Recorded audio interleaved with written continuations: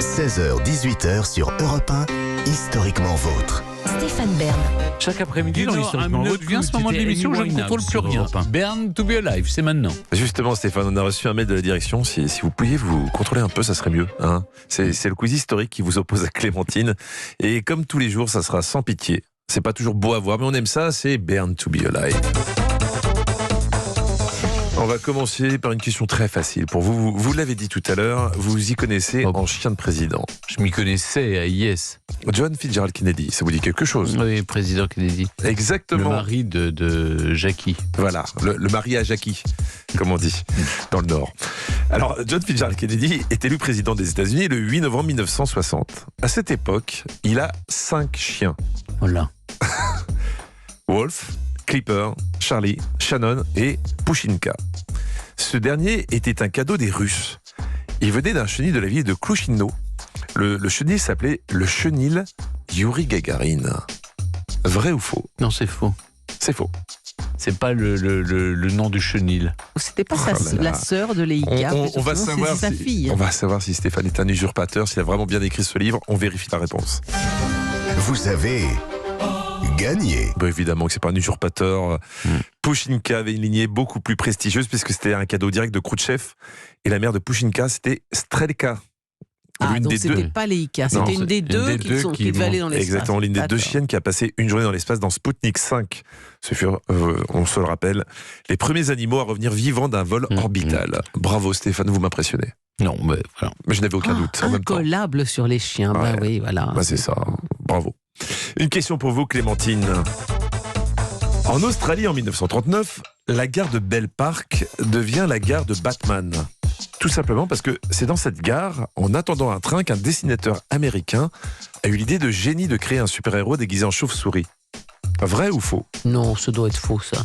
Non, je n'y crois pas du tout, votre histoire.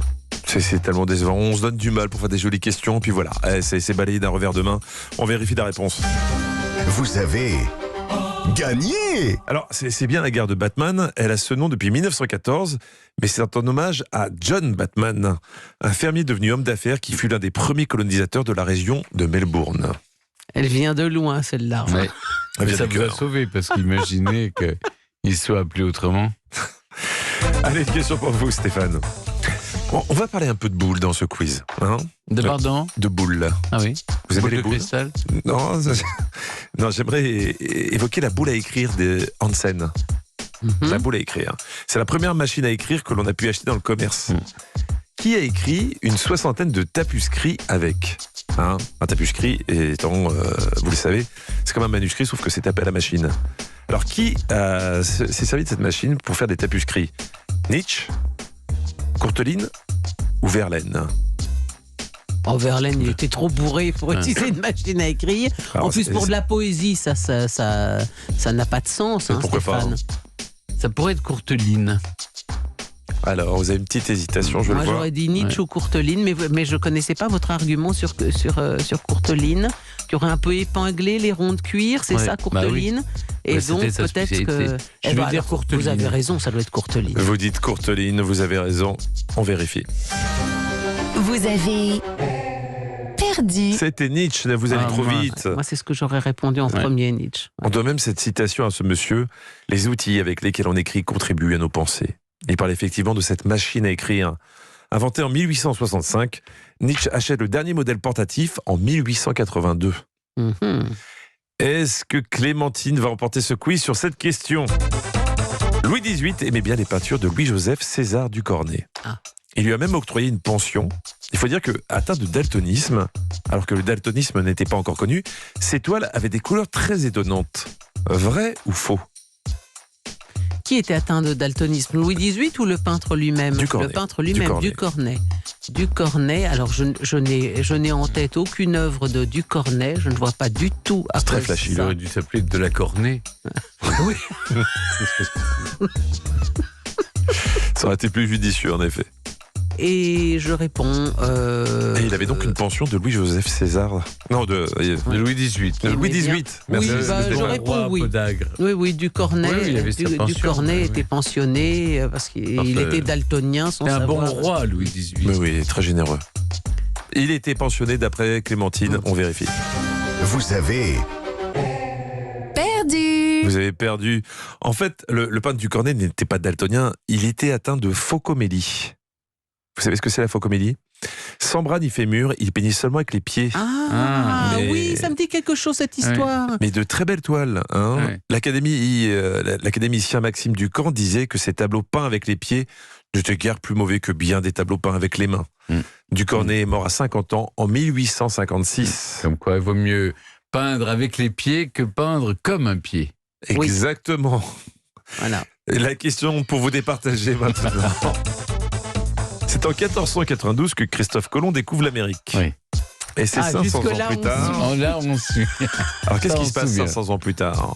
Eh ben, on a fait 1992. On a Eh ben, en fait, il y fêté a des le jeux. cinquantenaire de Exactement, mais il y a eu un film qui est sorti. Oui, avec 1492. Depardieu. Depardieu, réalisé par... Exactement. Vous avez la musique, mais qui est le réalisateur? Ridley Scott. Ridley Scott, les duellistes. Enfin, plein de magnifiques films. Pour quelle marque Ridley Scott a également réalisé une publicité? Là, j'ai 6 propositions. Voilà. L'eau Kézak, les survêtements Sergio Tacchini, les calculatrices Casio, le pantalon Pantashop, les hôtels Bed and Breakfast ou les t-shirts Waikiki. Moi, je dirais survêtements, là. Les survêtements, je sais pas quoi. Tacchini. Je sais pas ce que c'est, mais bon.